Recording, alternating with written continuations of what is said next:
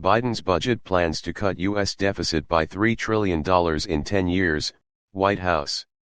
That deficit reduction goal is significantly higher than the $2 trillion that Biden had promised in his State of the Union address last month. President Joe Biden's upcoming budget proposal aims to cut deficits by nearly $3 trillion over the next decade, the White House said Wednesday. Subscribe our YouTube channel and click our bell icon for new videos. Next decade, the White House said Wednesday.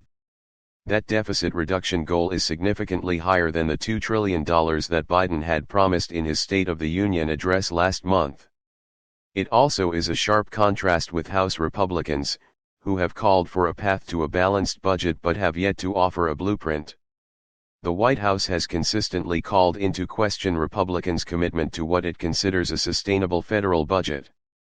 Administration officials have noted that the various tax plans and other policies previously backed by GOP lawmakers would add more than $2.7 trillion to the national debt over 10 years.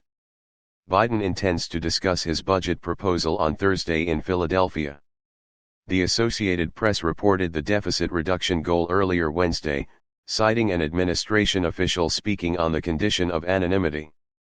"This is something we think is important," White House Press Secretary Karine Jean-Pierre said in confirming the president's plan. "This is something that shows the American people that we take this seriously."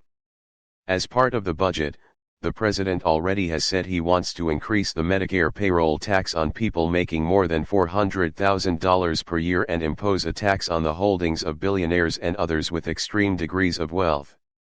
It's a delicate time with the U.S. economy on edge because of high inflation. The government this summer is likely to exhaust its emergency measures to keep Washington running, setting up the risk of a default on payments along with cataclysmic series of job losses that could crash the economy. Biden's package of spending priorities is unlikely to pass the House or Senate as proposed.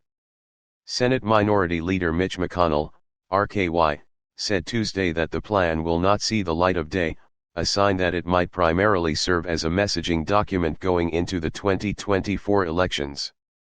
Republicans, newly in control of the House, are demanding sharp spending cuts. Biden has suggested that tax increases on the earnings and holdings of the country's wealthiest households can bolster government finances and also improve Medicare and Social Security. The president contended in a Monday speech that there are 680 billionaires in the United States and that many of them pay taxes at a lower rate than do families who think of themselves as being in the middle class. Biden said not to hold him to the precise number of billionaires, but that they could afford to pay more for the good of the country.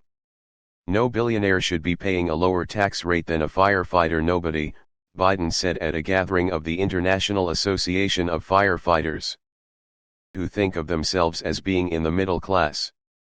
Biden said not to hold him to the precise number of billionaires, but that they could afford to pay more for the good of the country.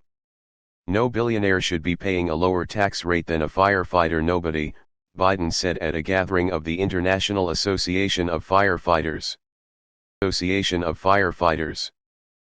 Subscribe our YouTube channel and click our bell icon for new videos.